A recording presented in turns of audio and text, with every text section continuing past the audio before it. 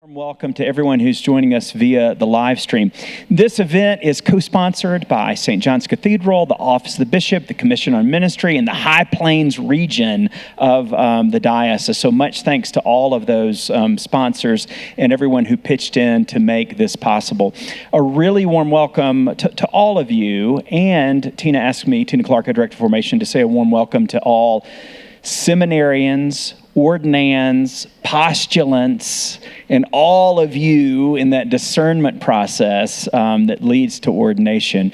But also a warm welcome to everybody. What I'm most excited about is hearing Dr. Willie James Jennings talk about discernment in general, because that goes for the life of all the baptized, not just those with God's help, seeking ordination. So thanks be to God for all of you who are with us this morning. I want to say a quick word about Dr. Jennings' books and commend all of them to you. His first book is titled The Christian Imagination, subtitle Theology and the Origins of Race. Phenomenal, just phenomenal. His second book, and if you were with us this morning at the cathedral, he stayed closely, to a degree, to a few chapters in his commentary on the Acts of the Apostles. If you're interested, this morning, Dr. Jennings was talking about Pentecost and how the coming of the Holy Spirit in Pentecost, in Acts, and today opens up places and spaces for storytelling, for communion across differences of lived experience, for a lot of room for personality and perspective and all of that. It was a wonderful talk this morning. It is available on the Cathedral's YouTube channel. Finally, his most recent publication is titled After Whiteness, An Education in Belonging, a mesmerizing, thoughtful, fascinating read. These three books are very different, but they're profoundly complementary, and it's just one of the reasons why we're just thrilled to have him this weekend here at the Cathedral. The title of his afternoon's talk is Against the Finished Man, Crafting a Life of Service and of Ministry. Please join me in welcoming him warmly to this gathering.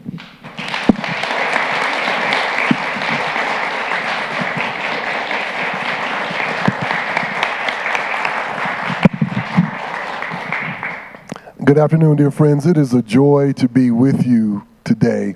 I want to thank this wonderful pastor, Pastor Richard, and his wonderful wife for being such great hosts. I especially want to thank Tina Clark.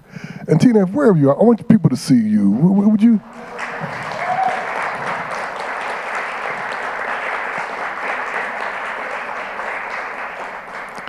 Tina has done a remarkable job in shepherding me here. We've been trying to get me here for at least 2 years. It is not her fault. It is all my fault, given my schedule. But I want to thank her for her persistence and her kindness and the tremendous hospitality she has shown since I've got on that plane and came here. And as I said to the folks this morning, I want to thank you all, those of you who clearly are powerful prayer warriors, to move the snow so that I could come. So thank you so much. Thank you so much for making that possible. I live in Hamden, Connecticut, so I'm in New England, and so I'm back in snow after many years in the Carolinas, and so I'm someone who appreciates cold and snow. Friends, allow me, as I did this morning, to bring warmest greetings from Dean Gregory Sterling, the faculty, the staff, the students of Yale Divinity School, where I have the great joy of serving there.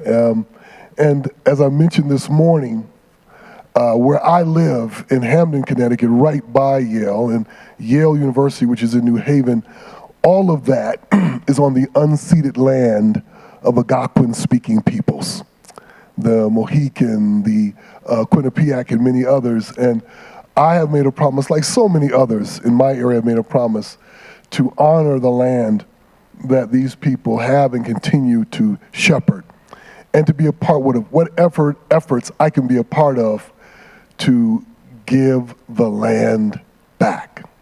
And it's always important, I think, these days, especially where institutions and speakers do land acknowledgement, to remember that it's not an acknowledgement unless it turns toward getting the land back.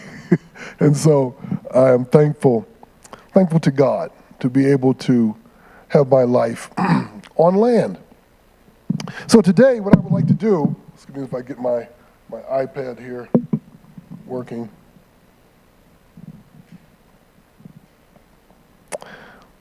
It's an excellent piece of equipment, but you just have to get used to it. And so, what I like to do today is, as the pastor said, talk to you about crafting a life in ministry and service. The title, Against the Finished Man, Crafting a Life of Ministry and Service. And in my mind, I've envisioned this more as a conversation than me simply talking at you. So I'm not going to be talking long. I hope we'll be able to talk together soon. But I want to begin with the decision. In fact, I want to begin with two decisions. The first decision is the one that many of us and many of you in this room have made, to say yes to ministry and service of many types. For several decades, I've been involved in the lives of people who've made that glorious decision. Wow.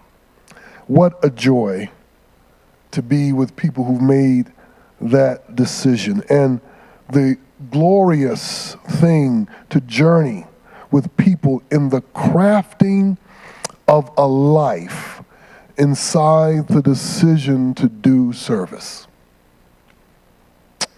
For some, as I've taught them over my many years, that decision remains ambiguous. They're not sure that they're headed toward anything actually called Christian ministry, but they want to do something. And so the decision remains ambiguous, but it is yet noble.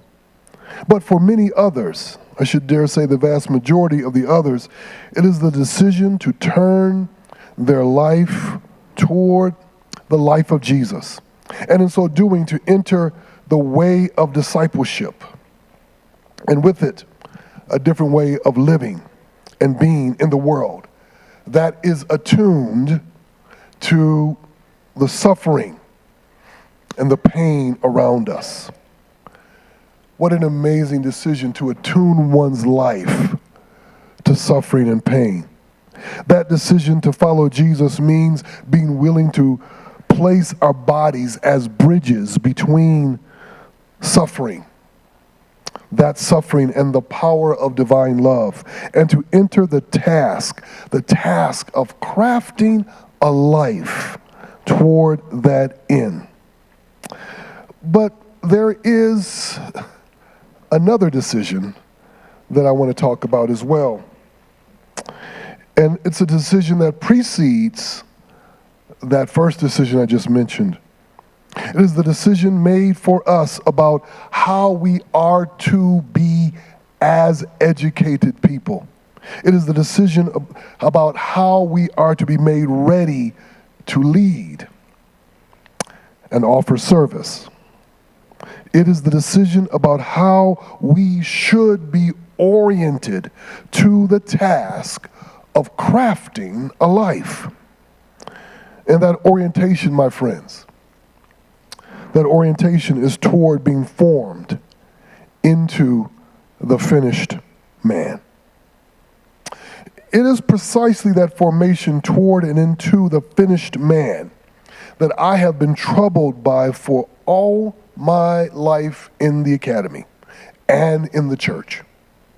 That formation toward the finished man, lay at the heart of so many of our problems at this moment. Yet both these decisions, the one we make and the one that is made for us, are open-ended. That's what I want to get across today. They're open-ended. They invite us to an ongoing work, an ongoing struggle, if you will, of crafting a life. So the question I want to explore with you this afternoon is, how might we craft a life against the finished man? How might we craft a life against the finished man? What is the finished man? I'm so glad you asked that question. You're so sharp right off the bat. The finished man is a wounding dream that has always been with us. Its basic contours gestured nicely through what the late, great theologian, Lutheran theologian Dietrich Bonhoeffer called the Sicut Deus, that is, the false image of God, a false image of a completeness that danced in the fantasies of Adam and Eve as they looked on the fruit of the forbidden tree and imagined themselves wise and prepared after the eating, after the disobedience, to live in a new world. It is a new world. It is a new world envisioned through the eyes of the colonial masters that created for us this struggle of crafting inside toward the finished man. The struggle of crafting a work against a work, and thereby a becoming against a becoming, a building against a building, and a formation against a formation. But how do you tear down a work of crafting rooted in a dream of becoming, a powerful and compelling dream that can easily pull you in so deeply that you end up tearing down only the impediments to that dream? The colonial master's dream has been elegant and efficient in pulling forward ancient strands of ambition. Imagine that you have come into possession of lands and waterways, plants and animals, minerals, precious stones, and people. And you begin to build a productive place. Let's not ask how you came into possession. Let's just say that you have. But imagine that you've come into possession and you begin to build a productive place. You have learned your Lockean lessons from John Locke. What I cultivate, I own with God's approval. What I cultivate, I own. If it's not cultivated, no one owns it. And you are realizing profit and power that you and your ancestors in the old world never knew. It is then that you look at the world you are creating, and at the same moment, you look at your children and you seek the children that you seek to cultivate, and you ask the question that will join those two creations: the world you are creating and the children you are cultivating. You ask the question that joins those two creations in progress: who must my sons and my daughters become to inherit my world and continue to build it better? One more time. Who must my sons and daughters become in order to inherit my world and continue to build it better? Your question travels into your children like genetic coding, making them susceptible to a tragic answer. Who must they become? They must become white, self-sufficient men, able to show in body and mind, in action and reaction, control, possession, and mastery. They must be able to control their passions and urges.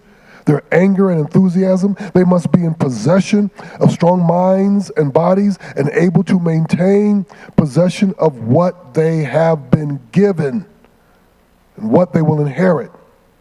And they must be prepared to face the unknown with a commitment to its mastery, to go from one obstacle to the next, to go from mastery to mastery. In other words, they must show their finish. They must show their finish, that this finish is the beginning of a life with power, a life that begets power, aims for profit and productivity, and a promise to be a builder, to build what I have even better. The children of the Master will seek a becoming and thereby will aspire to the finish. Now, my friends, all of Western education, again, all of Western education is formed between the dream of the colonial masters and the aspirations of his sons and daughters. It is the dream of how the colonial masters wanted to be seen in and through their progeny. How they wanted to be seen less than who they were, but how they were to be projected into the future. What does it mean to be inside someone else's dream? What does it mean to be inside the aspirations of others? And what does it mean to be educated between dream and aspiration? And to be invited to craft one's life toward becoming the finished man? These are the questions that those of us committed to ministry and service of any kind, especially in the name of the triune God, are obliged to answer, because it was theological education and ministerial formation that set this decision in place. You see, theological education in the colonial world first formed white self-sufficient men who would in turn establish a formation process not only aiming toward whiteness, but constituted in whiteness. Whiteness, always important for me to explain whiteness, because so few people in this world explain whiteness. To speak of whiteness is to speak of a historical process of identity crafting. One more time. To speak of whiteness is to speak of a historical process of identity crafting. Whiteness is not phenotype. I have to say this everywhere I go because it's important. Whiteness is not phenotype, not first appearance or biology or culture, and certainly not a part of God's creation. Whiteness is a way of seeing the world and a way of being in the world at the same time, and a way of being seen in the world. Whiteness is a way of organizing the world, making sense of the world. And whiteness is having the power to order one's world by that effort. Whiteness is an engine of aspiration. So when we say a white self-sufficient man, we are not talking about some particular guy of the past or the present, but an invitation. An invitation offered to everyone, male, female, gay, trans, non-binary, every ethnicity, class or social status or nationality, anyone and everyone touched by Western education. It is an invitation to become significant by learning to see like the Master. Learning to see like the Master. There is, however, another kind of crafting available to us that brings us into that crucial dynamic of Jesus and the crowd.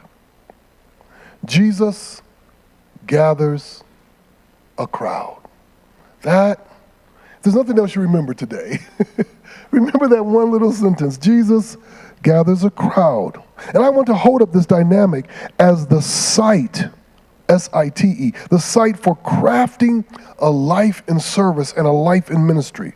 The site where the lack of control, the lack of possession and mastery meets Jesus and those disciples.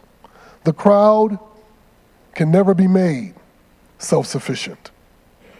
Indeed, the crowd exposes the truth that Jesus and his disciples are joined with them in need for God's help.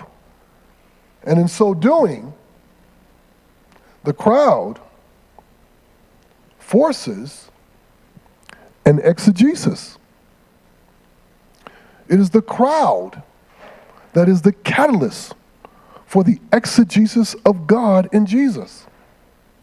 And I would also say for the elaboration of a project of crafting life. A poem for us entitled Before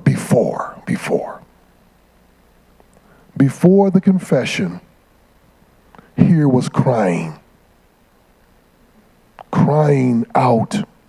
Before the teaching, here was feeling terror. Before the word spoken, here was longing for.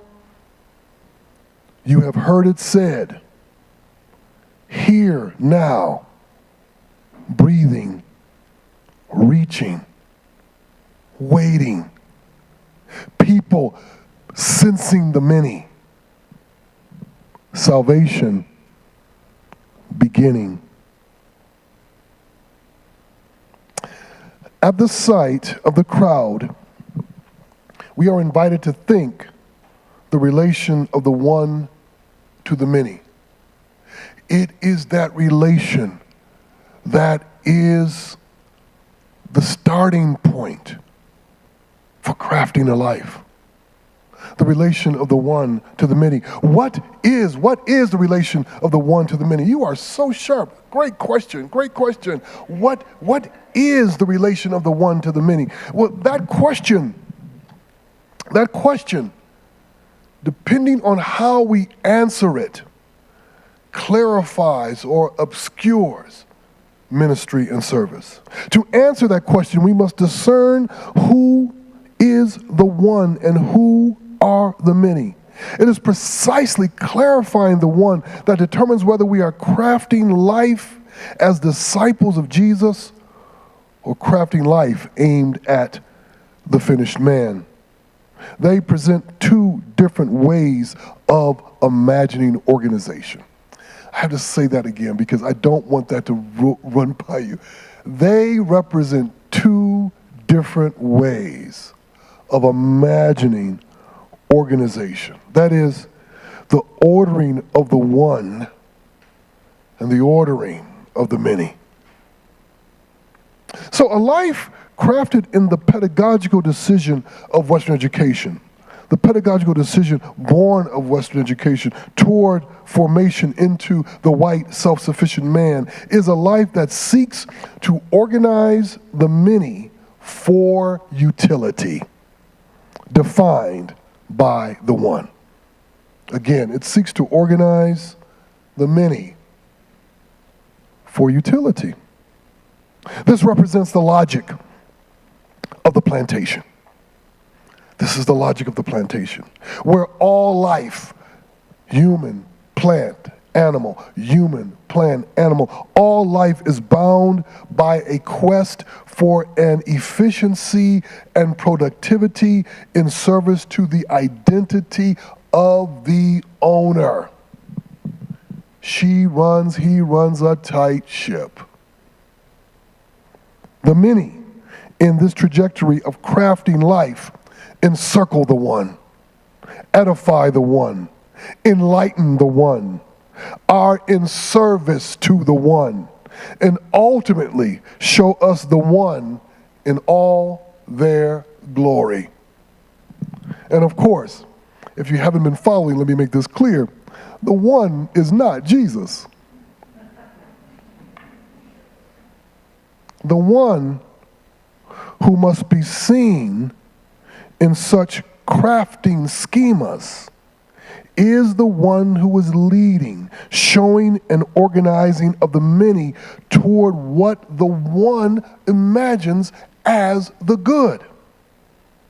The many in this regard belong to the good that the one imagines for them. But who are the many? Who are the many in this regard?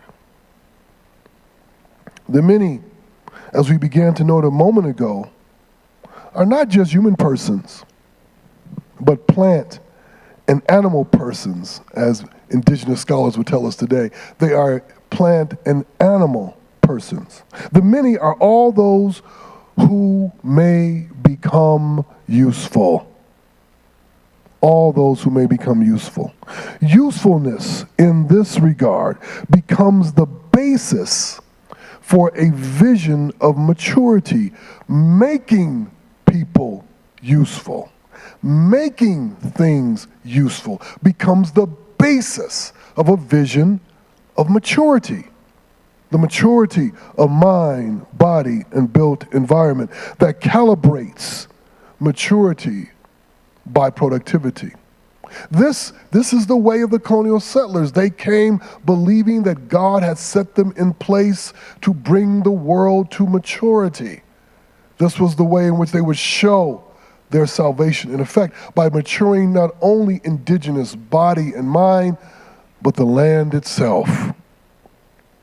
And with this, there is an abiding, extractive, and exploitive character to this form of crafted life. Let me say that again because I want to make sure you get that.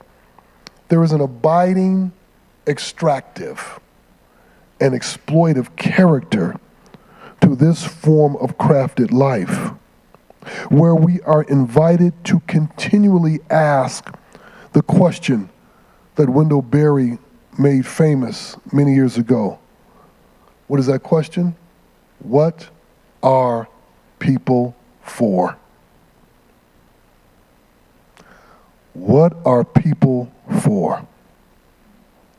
That question in and of itself is a horrible question, but it is the question that is at the heart of this form of crafted life. Indeed, it is a question that could be asked, but asked only by one, and that one is God. Only God can ask the question, what are people for? Because only God has the answer to that question. But I'm jumping ahead. Return to where I am. What does it mean, though, to have that question, what are people for, moving ever more deeply into one's life? What does it mean to have that question moving ever more deeply into a life that is supposed to be aimed at ministry and service, supposed to be shaped by leadership? That question means that concern and care for the many, whether they are plants or animals or humans, is guided by the logic of investment for the future. Investment for future use. To care about the planet only for the sake of its future productivity is not to care about the planet. Reversing this colonial logic of life and leadership is not easy. Why? Because, my friends, doors open, but I'll go ahead and say this. It works. The reward system is set up for this. It works. It draws on the irrepressible energy of greed. It draws on the power of hoarding the many. It is that energy of greed that not only moves inside autocracies and enlivens compelling visions of order and efficiency, but also infects ambition, contorting it toward master-slave relations. Ambition is infected by this energy. There is, however, a different ordering of the one and the many that we find with Jesus. He is the one for the many, constituting a good found in belonging to the many. This different ordering of the one to the many finds us amid the power of the gathering, to craft a life. As I note in my book, After Whiteness, the direction of formation I am suggesting here moves us toward cultivating the capacity to draw people together, friends, strangers, enemies, into a shared project of living. Everywhere I go and I try to explain what I mean by that, it's always interesting to see people really struggle with this fundamental basic idea that no matter what you're forming someone to be, whether they're going to be a doctor, a dentist, a nurse, a minister, a plumber, whatever you're forming them to be, the sign of excellence ought to first be that they are able to gather people together who normally would not want to have anything to do with one another, but they are together because of the way in which that person does their work. What would it mean to have institutions shaped by that as the fundamental excellence that defines what we do, and not the pursuit of possession, mastery, and control? But here I want to press that shared project of living, that capacity to cultivate a shared project of living into its dimensions for crafting a life within the giving life of Jesus. Again, crafting a life within the giving life of Jesus.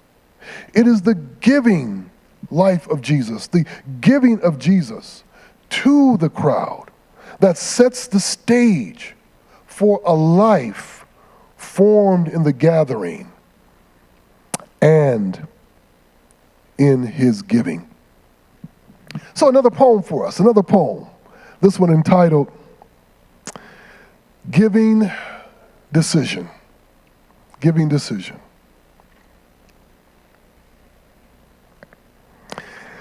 It was then he decided, after seeing the screams, the pushing and shoving, compressing desire to a single reaching for his skin, his ears covered with their voices, unable to hear himself think or pray, his eyes filled with their tears, a constant baptism. It was then he decided, with his flow now matching her flow of blood, his power taken from him, captured by her longing, his words pulled from his mouth and consumed greedily. Every form of body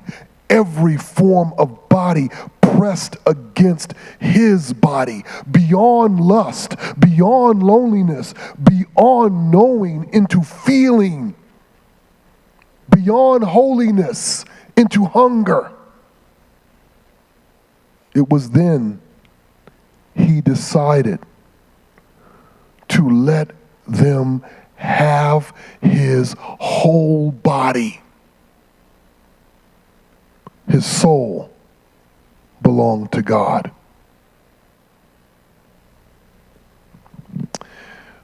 What does it mean to craft a life inside the giving found in Jesus? Here I want to press into that giving's disruptive character. That giving's disruptive character.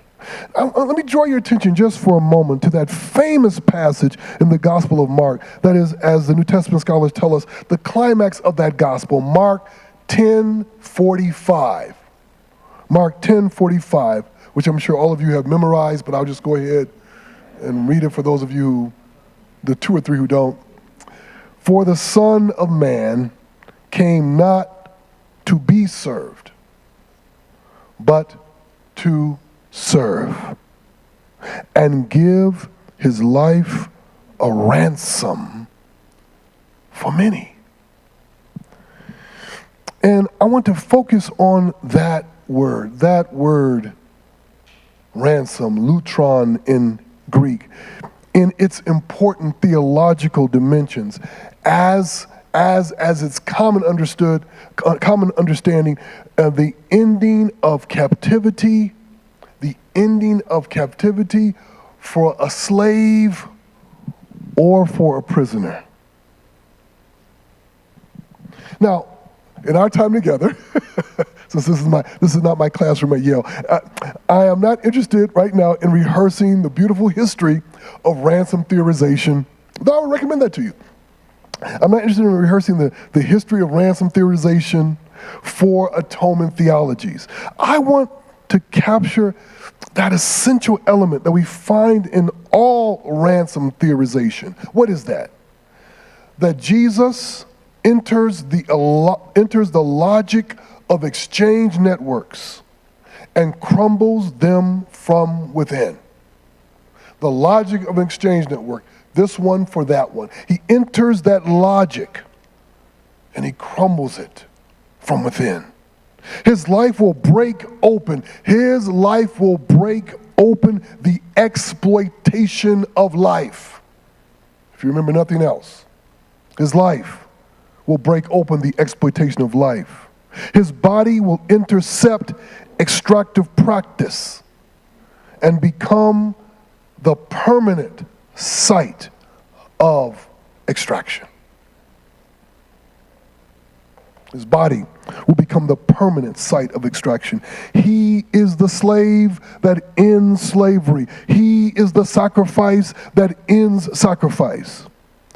Now, we all know in this room that the subtleties of this ending have often been lost on the church and Christians who have made the life of Jesus the alibi for slavery, the alibi for patriarchal control of women's bodies, and the alibi for extractive practices. And if I have positioned the life of Jesus at the site, S-I-T-E, the site of extraction, have I not left in place the very problem of life being crafted toward the finished man? The very problem I'm trying to address here today. That is, have I simply left in place the justification for extractive practice? Possibly. But if his life is the source of life, if the life of Jesus is the source of life, then it is a source that reorients our life, not only by drawing our hungers and our needs into his body, as I mentioned with the poem, but also enabling by the Spirit a path toward shared, thriving life at his body. Shared, thriving life at the site of his body. So I want to think this crafting of a life that I'm inviting us all into, the crafting of a life inside this reorientation, in two senses. First, it is the crafting of a life that discerns and seeks to work against extractive practice. It seeks to work against extractive practice. The vast majority of the forms of leadership sponsored through Western education, alive in the Western world, are based in extractive practices, rooted in asking the question, what are people for? Thinking in terms of strategies of what can I get out of people? And we compliment ourselves on the accomplishment of getting out of people that which we want. So the first sense of a different kind of crafting, a different reorientation of crafting, is to discern and seek to work against extractive practice. If Jesus' life makes visible the depth of theft, of body, of land, of plant, of animal, of time and energy, then from his body, we can begin to see the depth of our own formation in extractive practice and to see how that practice goes all the way down to the bone and the dirt. But seeing, my friends, as you all know in this room, and I look forward to our conversation about this, seeing is only half the problem. Seeing extractive practice is only half the problem.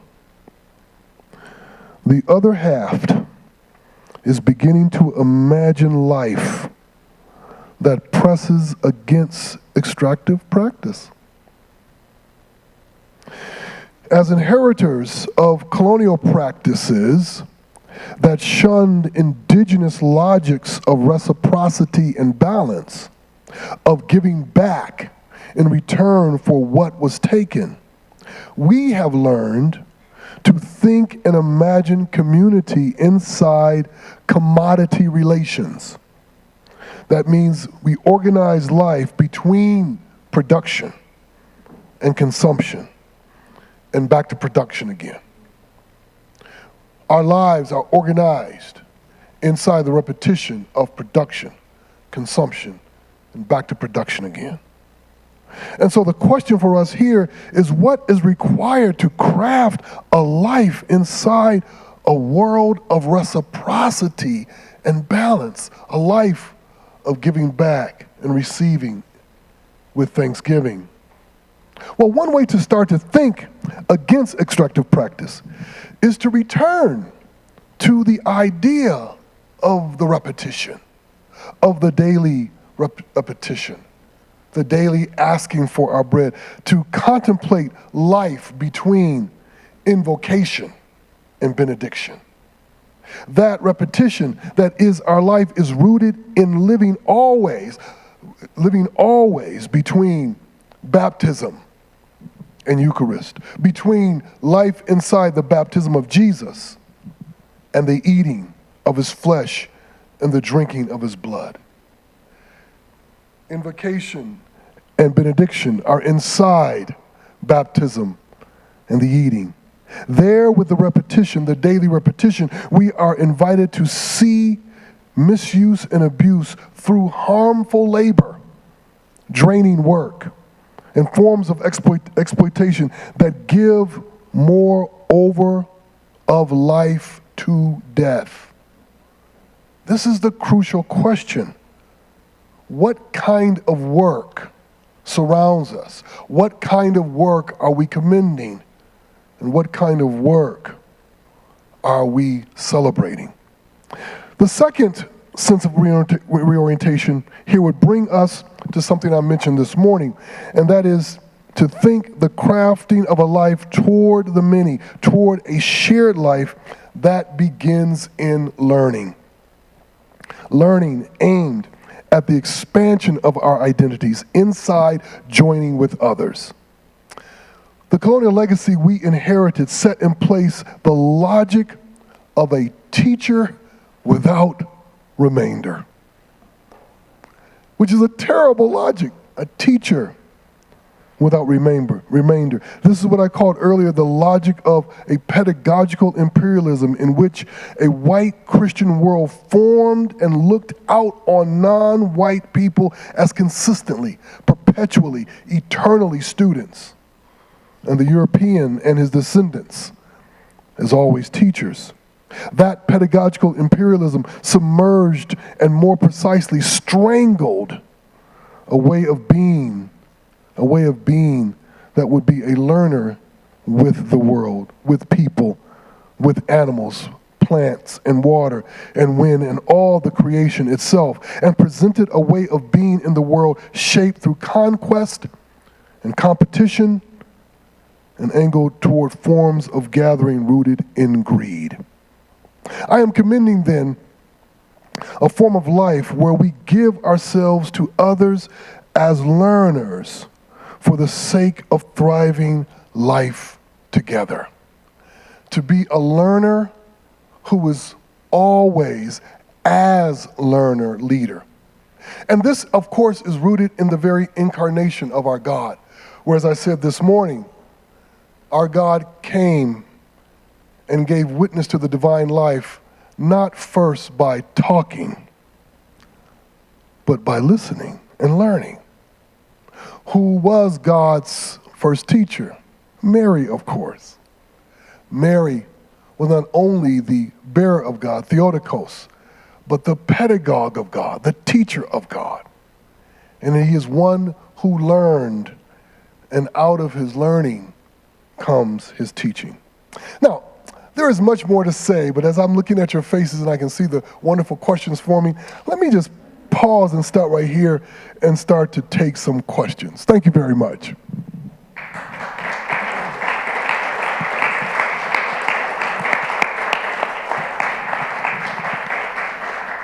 So, my dear sister has a microphone, so if you would give us your name, where you are, and then your question. And if it's a statement, at least try to conceal it as a question.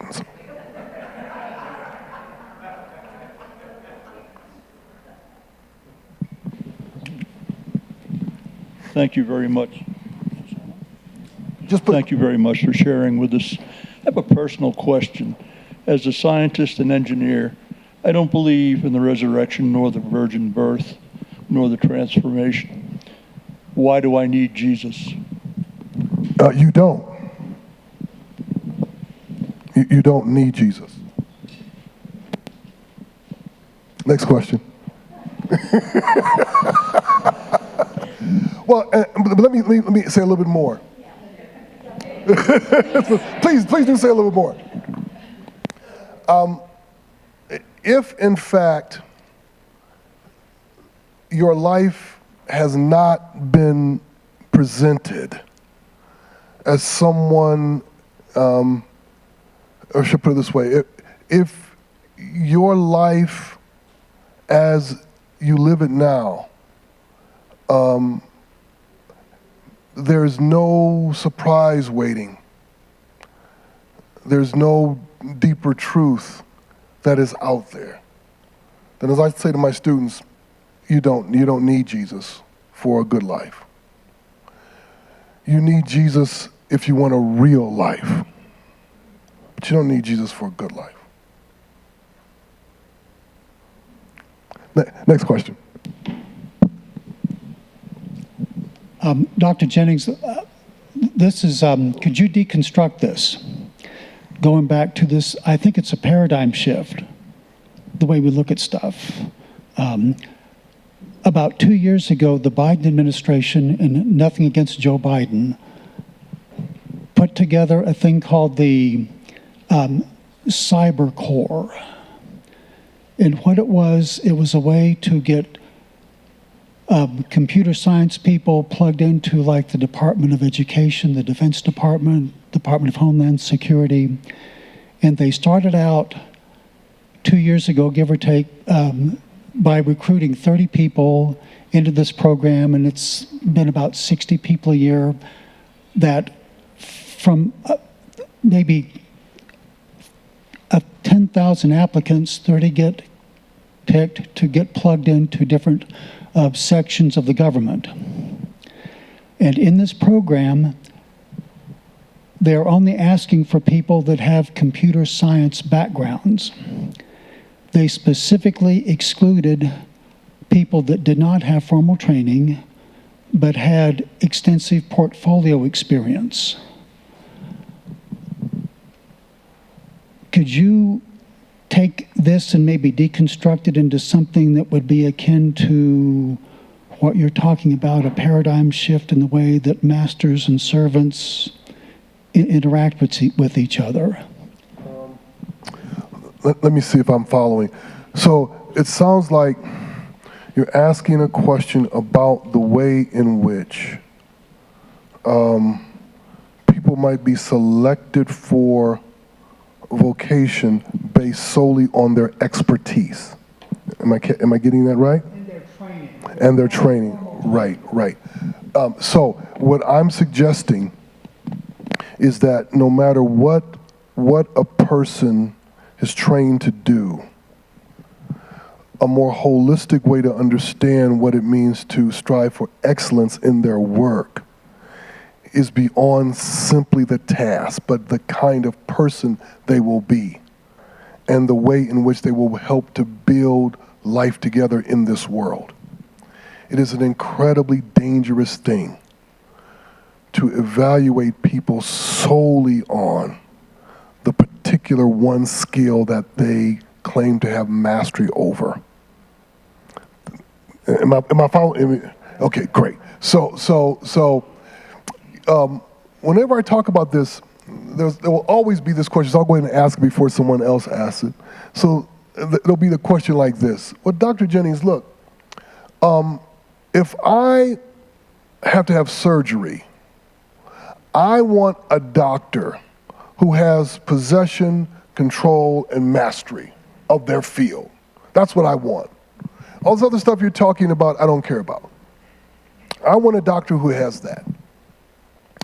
And I always will say to a person who says that, if you ever meet a doctor who says to you they have possession, control, and mastery over their field, run as fast as you can. Run away as fast as you possibly can. Because that doctor will kill you and say it was your fault. Anyone who has achieved a level of excellence would never say they've achieved a level of excellence. They will say they're always trying to learn. So to imagine that you train people toward those categories that you want them to embody is ridiculous if you want to train people in excellence. You train them so that they understand that they are a part of a larger reality and that these skills are inside that larger reality. All of us who have been around hospitals, and many of you have, you all know that the people who really run the show are the nurses anyway. We all know this.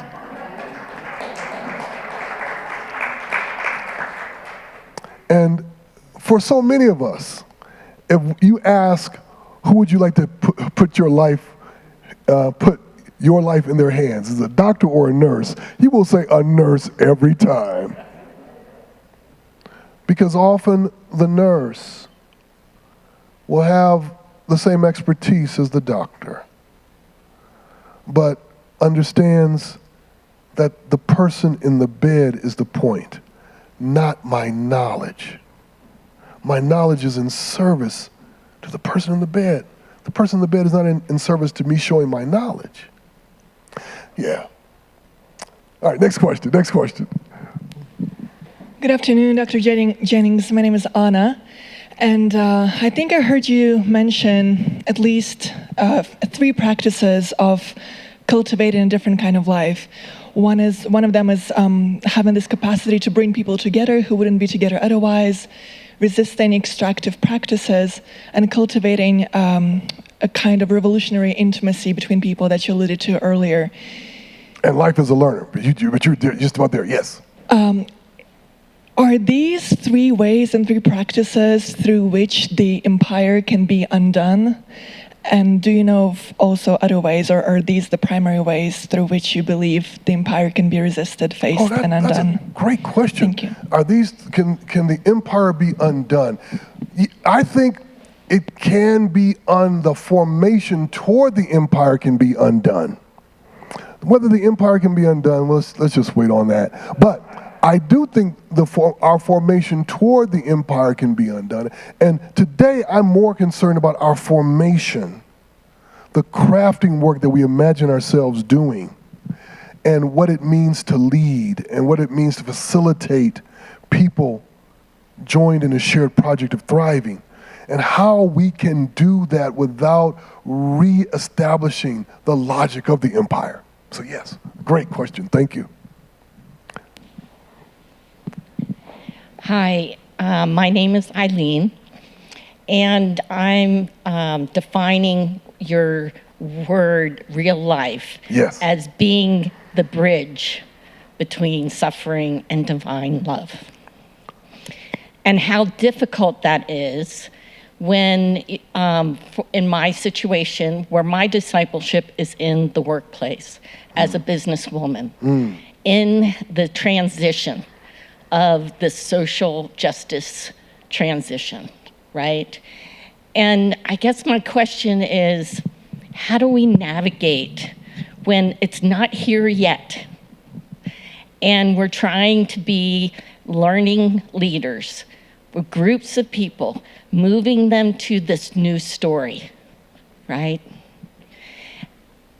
When in fact, there's hybrid solutions where you're extracting at the same time you're moving forward, right? There's not this clear, defined solution during this transition. Yeah.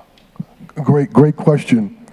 What you do is the first thing you do is you name it, you note it, that I am inside an extractive practice that works.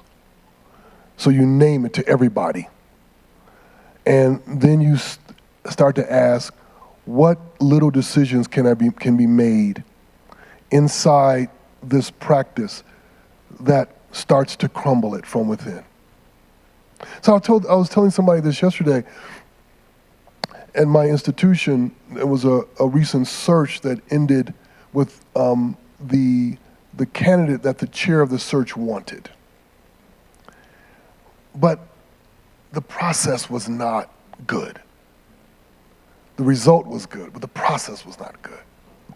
And so some people would say, okay, well, the result's good, let's keep on pushing.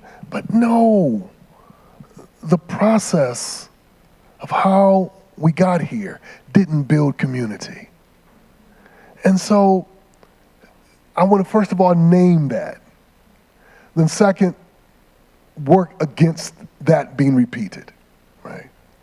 So what we all must think about is how we reverse a practice, a set of practices that work, but that recapitulate the plantation.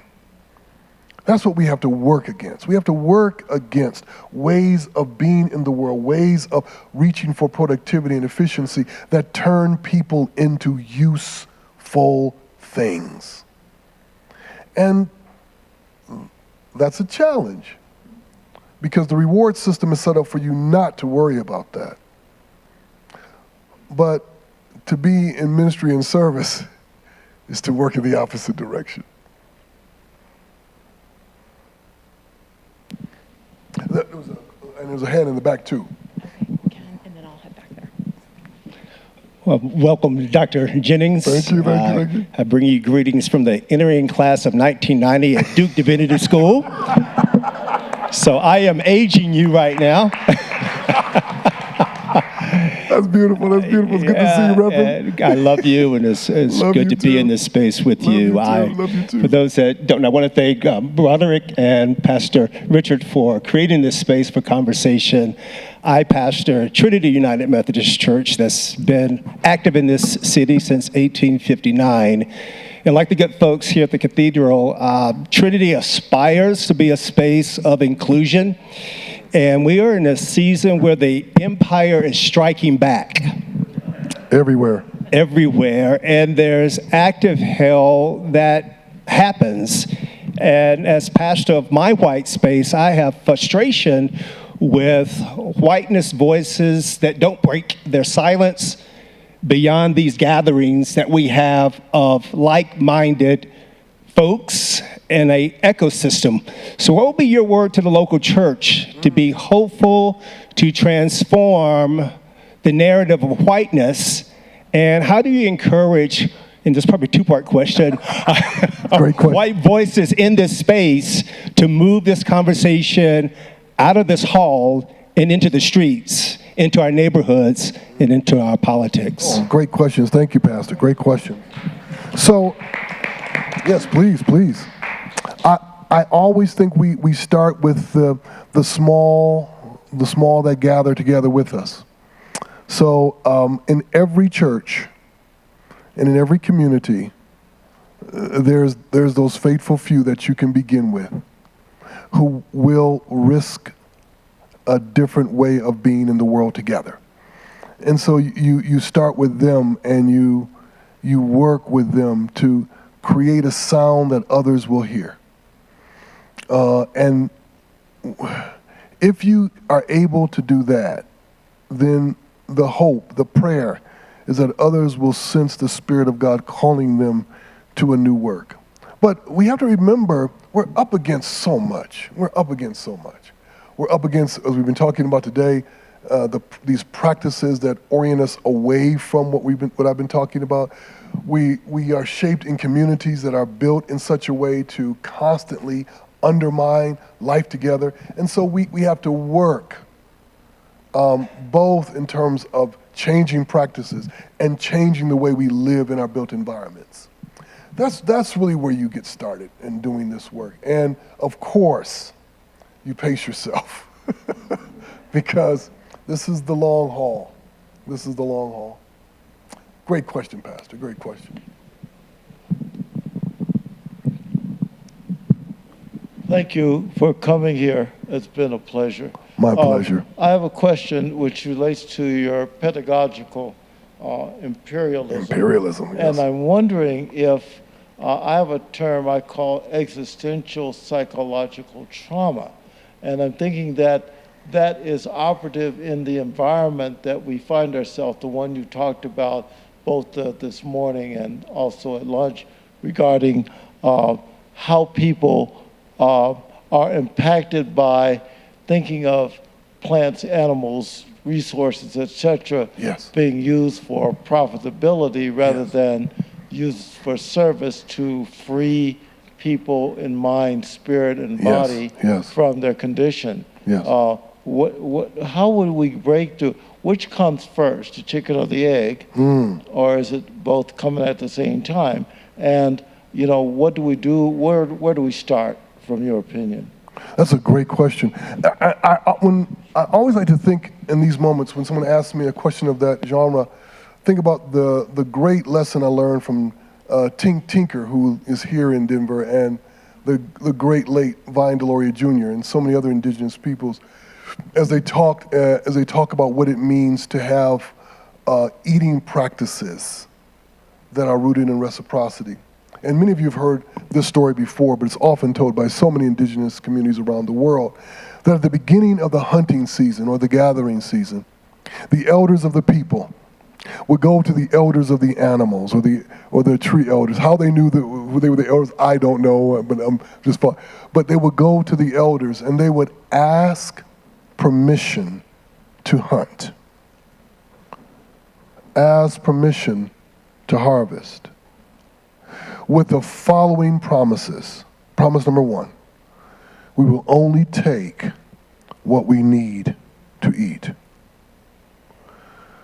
Promise number two, nothing will be wasted. You will not see your kin laying on the ground. Nothing will be wasted.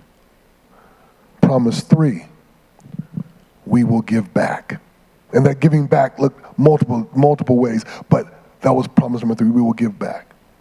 And only with those promises was permission given to hunt, to harvest. And without those promises, permission was not given. So I like to say, if I were king of education in this country, every year, at the start of the year, I would have every student go to a meat processing plant with me. Every year. And I would want them to see the animals from the time that they're gathered, slaughtered, prepared, shipped. I would want them to see all of it. And then I would ask them the question, did we ask the animals for permission to do this? And I can guarantee that all the students would say, no, we did not. Therein lies the beginning of the lesson of reciprocity that we have not learned. And so it begins with the recognition that permission ought to be asked. Permission is given. And all of that is shaped inside thankfulness. You know, as I told my daughters when they were growing up, this is why we say thank you for the food. It's not superficial ritual. It is about what it means to live in a world that makes your living possible. Other creatures make your life possible. And so being able to be inside that reality of reciprocity is crucial for us. It's crucial for a serious ethic that so many of us lack. Thank you. Mm-hmm. And then there's a question out here in the front.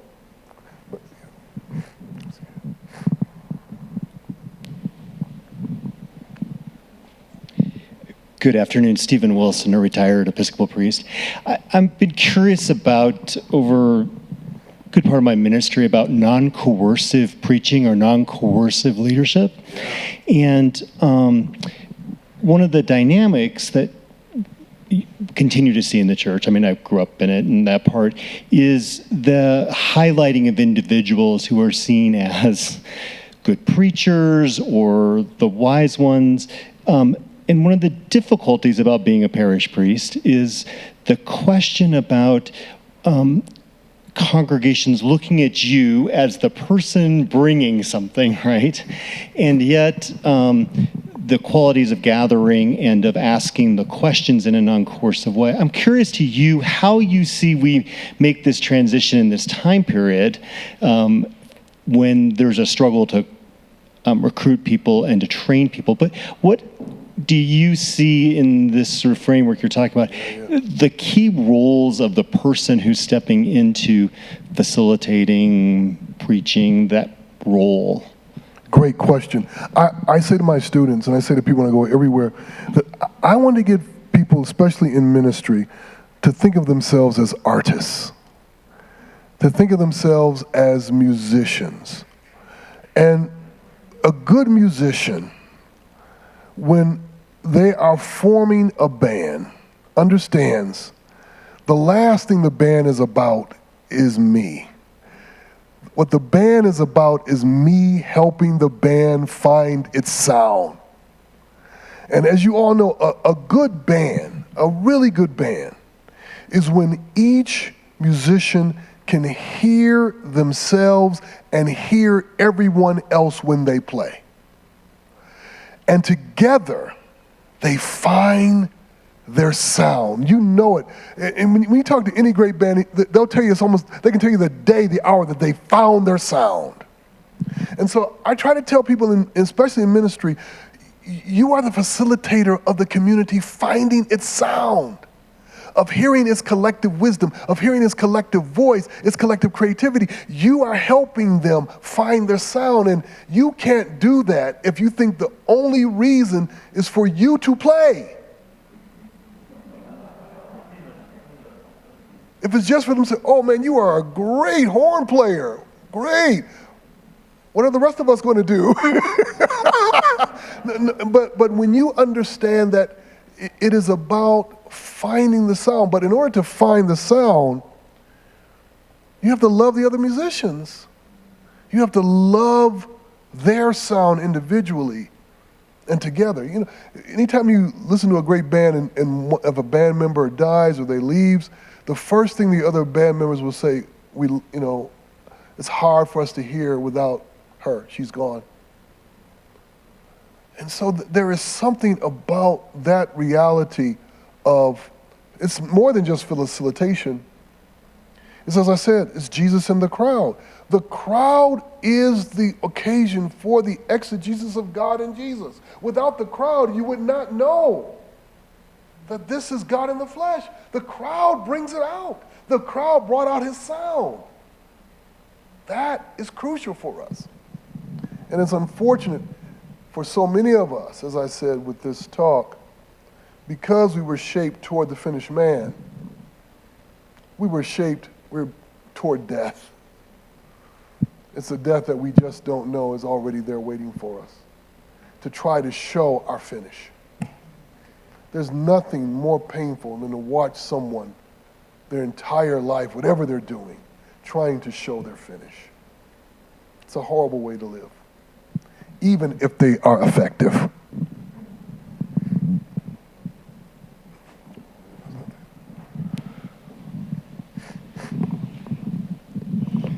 Dr. Jennings, I'm a transgendered woman, and I have a burden for the transgendered people that have been told by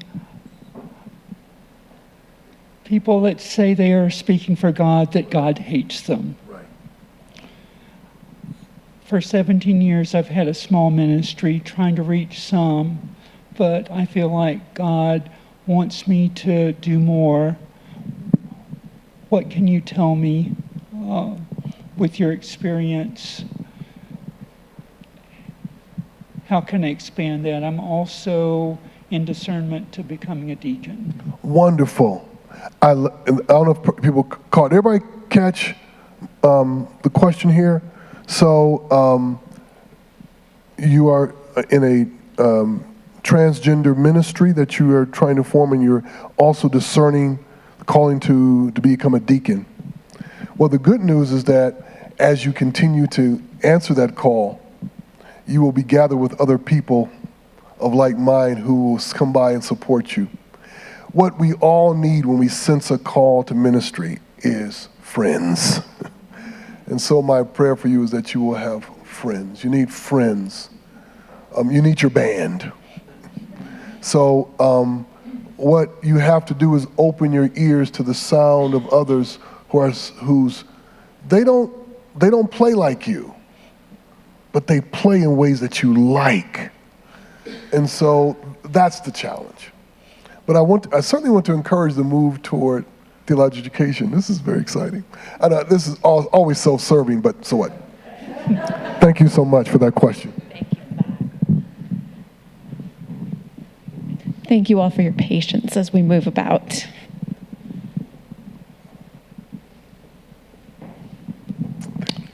Hello.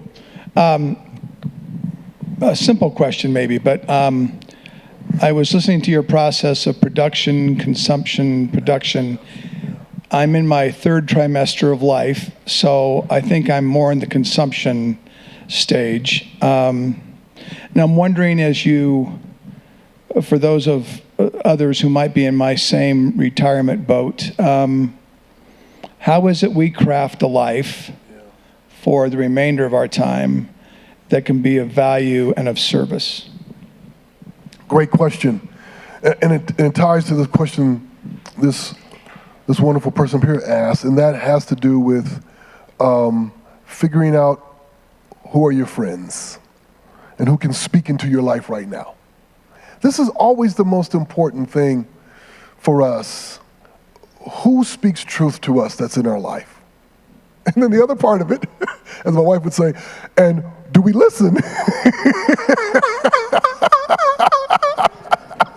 Now, I won't look at anybody around you. I'm just going to say it. But it's always those two questions. Who speaks truth to our life, and do we listen? And where do we sense the Spirit of God leading us in the process of listening and people speaking? And that is absolutely crucial. There is something incredibly important about coming to that crucial prayer of saying to God, in what ways have I not yielded to your Spirit at this point? And then opening ourselves up to where the Spirit would lead us. And that, for some reason, the older you get, the more difficult it is to say that out loud. And I think it's because there's something in us that knows the area in our life where we have purposely not listened. And so to actually pray that prayer is to say, I'm admitting to you, God, that there is a level of reality in my life that I have refused. And now at this point, I will no longer refuse it. And the frightening truth is that the minute you say that, God will come for you. God will come for you. You know, I said this morning to folks. I have never been someone who believes that we have to go searching for the will of God. I've never believed that. I've always been convinced that what each of us must do is stop resisting the will of God. And there's a sense in which we already know what we may not have the specifics, but we know, and we have to stop resisting it. It is the resistance that's what's at stake for us right now, especially in this moment. It's the resistance of the church to building life with others. It's the resistance of individual Christians to opening their lives to others. That's the struggle of this moment. That's the struggle. All right, yes. Dr. Jennings, Richard, I'd love to hear you say a little bit about the place and role of solitude. Of solitude? Solitude. And I'm thinking about not as an opposite of the crowd, but Jesus needing to get away when we need to get away. And it's not literally, we sometimes need to get away in order to be better connected to the crowd, to hear the reverberations, the echoes within ourselves. But sometimes it seems like there's a place for solitude as well. Absolutely. And I think this is always so important for us. But I think we often, there's a reality of solitude that we haven't really got our minds around enough. And that is, when Jesus is alone, Jesus is never alone. He's with the other creatures. And there is something about the shifting, the modulating of presence that's in solitude, right? That what really is at stake is that there are the times when we have to listen to our creaturely kin for a moment in ways that we have not. So that the solitude is not so much getting away, it's entering into a different mode of listening that involves the world, right? That, as you said, is never discontinuous from the crowd, but is all a part of being able to hear and be restored and refreshed in this world and in this work. And so that is an incredibly important part of what it means to be in ministry and service. There's a book I'll recommend to you all. It's by Doug Christie called The Blue Sapphire of the Mind. The Blue Sapphire of the Mind. Doug E. Christie. It really is about a monastic practice tied to ecological concerns. It's a really excellent book. Recommend that to you all. Great question, Pastor. So I certainly commend a practice of solitude, but what I mean by that is to modulate your listening to those more than human persons. Yes, there's a question here.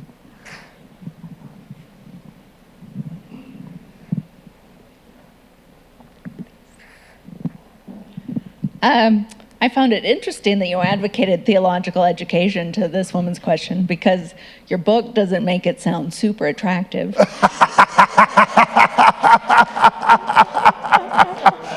Well, in its current problems, it's not, but in its possibilities, it really is. But anyway, your question. Well, I'm just curious what you see as the relative merits of trying to change some of these very white male institutions from the inside versus, creating new institutions. Yeah, I think we want to do both. A crumbling is always possible inside a building up, and a building up is always possible inside a crumbling.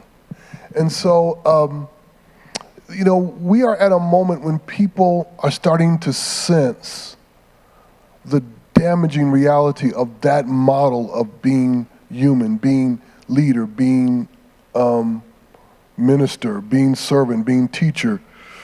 In recent years, last 15 years, I've had students come to my office and say to me things that I never thought students would say. I'll never forget, I mentioned this in the After Whiteness book. There was a young man who came to see me. He was the son of a Presbyterian minister, the grandson of a minister, the great-grandfather had been a governor and a senator, so all these very powerful men in his family. And, and he came to me and he said, I love my father, I love my uncles who are all successful businessmen, and then he looked me in the eye and he said, but I don't want to be them, Dr. Jennings. How do I not become them? Because the plan is for me to be them. Now, the question itself was salvation. The question itself was salvation, that he knew that there was a different way of being in the world, that because he was a minister, because he was in seminary, because he was in theological education, that there was a different way of being in the world that he was supposed to be moving toward. And so I'm thankful that there are an increasing number of people. They're asking that question, how can I not be that? That. Touchdown. So I do think we always want to remember the possibilities of life coming out of death. And in places where there is no hope, we can spy out the possibilities of hope. Yeah. But that's a great question.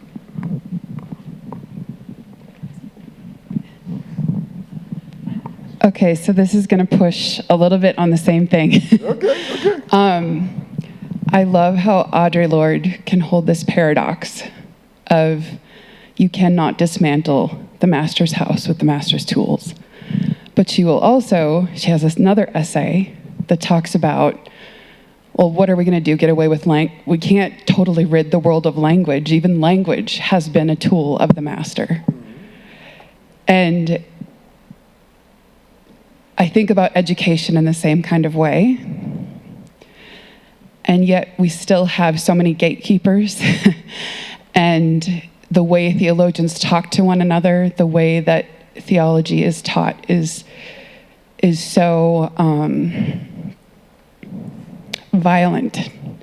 We tell students to write arguments, defend them, provide evidence, come to a conclusion, prove your way. And you, in this beautiful book, you write in poetry. You're one of the few theologians where I see you're making art to speak in a different way that is not violent. But I guess I want to push a little bit more on it because I feel like these spaces in the academy are so hard to create and they're so hard to find. How do we continue to do that? And I keep going back to Audre Lorde going, is this one of those things where I'm trying to dismantle something with the master's tools? Or is there, what's essential here that's like language that I have to keep and I have to transform because I can't be completely rid of it? Great question. So for me, I respect Audre Lorde's wisdom there. I prefer to think in terms of fragments. And I mentioned that this morning. And so, excuse me. The thing about Have you ever been in a room with a bunch of quilters? Oh, at some point in time in your life, you've got to hang out with some quilters. Especially older women who are quilters. If you ever come to one of their quilting circles, sometimes they'll let, a guy show up, but, you got to get permission, and they got to, you have to beg, please, can I? So, but when you come to a quilters group, I'm thinking of a couple where, a group of women, and they'll either be on a dining room table or in a bedroom with a big bed. And what'll often happen, there'll be some music playing, good music. There'll be something to drink, something nice to drink. And the music will be playing, and then they'll take out their sewing equipment. And then all of the women have these sashes. And men who quilt have them too. I have a sash, but I'm not a quilter, I just pretend. And what they have in these sashes, stick with me, Melissa, I'll come right to your question. So in these sashes, they have pieces, torn pieces from all manner of things. Some things wonderful, some things horrific, but they have pieces. And what will happen is that one woman will lay out a couple of pieces. Another woman said, oh, I've got a piece that will go great with what you got. And then she'll reach into her sash and pull this nasty, ugly looking I'll sit there like, what? But then she puts it down next to the others. And it's all of a sudden, I go, dang, that's beautiful when you put that ugly piece next to, wow. I mean, she could see possibilities where all I saw when she held it up was just something that looks, that's nasty. I mean, but she saw possibilities. And then the other one said, oh yeah, hold on, just a second. Yeah, how about this? And then they start to lay out that first layer with all these different pieces that come from everything. And I learned so much in that moment. That's fragment work, right? It's taking the pieces. So you take a little bit of that, what you described earlier, which is the classic disputatio way of teaching, where disputatio means you present a position, I present a position, we basically attack each other's position. And then it's inside of a certain kind of old world chivalric culture where people would kill each other, but you take a little piece of that, rip it out, and okay, but I think I can do something with this over here, right? That's how you build institution. That's how you build education. That's how you rebuild it away from the self-sufficient man. You quilt. You quilt. I want to kind of find this poem I did. It was in Christian Century on quilting.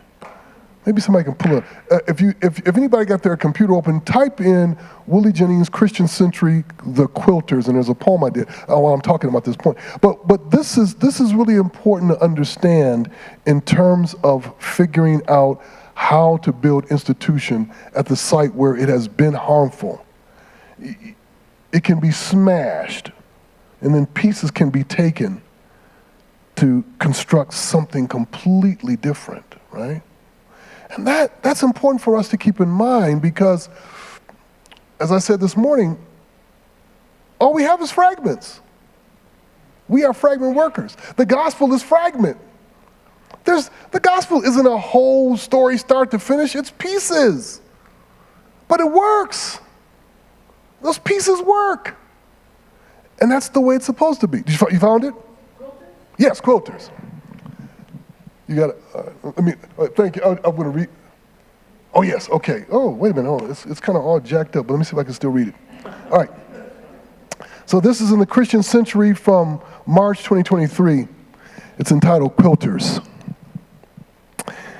They sat in ancient places of the broken and the bombed, the torn and the taken, the loss and the lost, remembering the shattering, pockets and bags filled with remnants, captured by keen sight, able to touch what be not, as though it were possible to make. These multi-shaded women knew their anointing, the power to join broken glass, torn hearts, pebbles large and small, blood-stained brick, pieces of those aprons that smell like fresh bread, flashes of sadness caught in song, the extra fabric from the wedding dress, little napkins, quick melancholies, bunches of laughter, shreds from curtains, torn from soul windows. Then with eyes aligned, stepping out onto nothingness, handling things that could slice flesh and pierce skin, they placed pieces side by side, unprecedented. But now colors and shapes, dancing intricate new steps, making visible, pulsating joy, never before imagined. Then they decided in majestic wisdom to create soft shelter against the cold, against threat, against forging caress. And as the final threads joined, they saw what God wanted to call good, but could not create.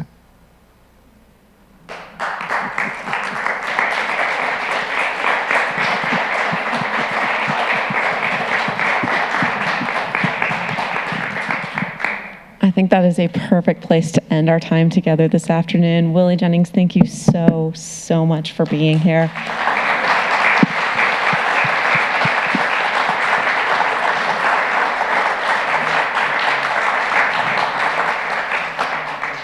I again want to thank the Office of the Bishop and the Commission on Ministry, as well as the High Plains Region Executive Council for sponsoring this event along with us today. And I want to thank all of you for your time and your wonderful questions and your attention. Thank you so much, and be safe. Have a great afternoon.